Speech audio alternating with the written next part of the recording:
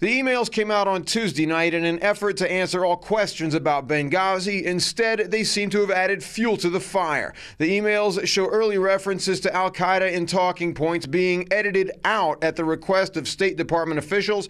Now, the Obama administration is being accused of trying to whitewash the attack by passing it off as the result of spontaneous protests. The fact is, on Face the Nation, on CBS, you had the president of Libya making it very clear that this was a premeditated terrorist attack on September 11th.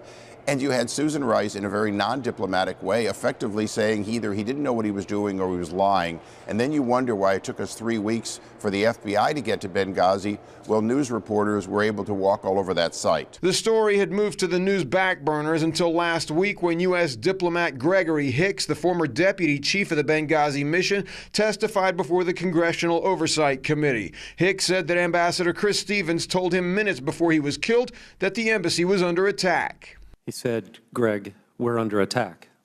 Would a highly decorated career diplomat have told you or Washington had there been a demonstration outside his facility that day?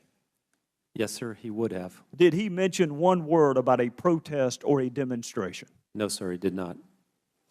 So fast forward, Mr. Hicks, to the Sunday talk shows and Ambassador Susan Rice. She blamed this attack on a video. In fact, she did it 5 different times. What was your reaction to that? I was stunned. My jaw dropped, and I was embarrassed. Hicks also testified that he had incurred the fury of the chief of staff to the then Secretary of State, Hillary Clinton, who Hicks said told him not to meet with congressional investigators. Now, the Tuesday emails revealed bickering between the CIA and the State Department about who knew what and when, all in departmental efforts to avoid blame for the deaths. The emails also set off renewed partisan bickering between Democrats and Republicans on the subject.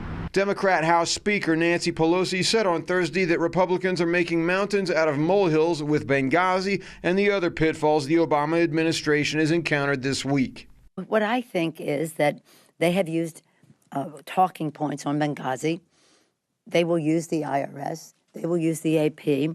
They will use these as, again, subterfuges, evasions of what the American people want us to do here. They want us to create jobs. And according to CNN, the U.S.'s former top military official, Admiral Mike Mullen, and former U.S. diplomat Thomas Pickering have called for new congressional hearings on the matter so that they might defend the Obama administration and former Secretary of State Clinton. Hank Flynn, Press TV, New York.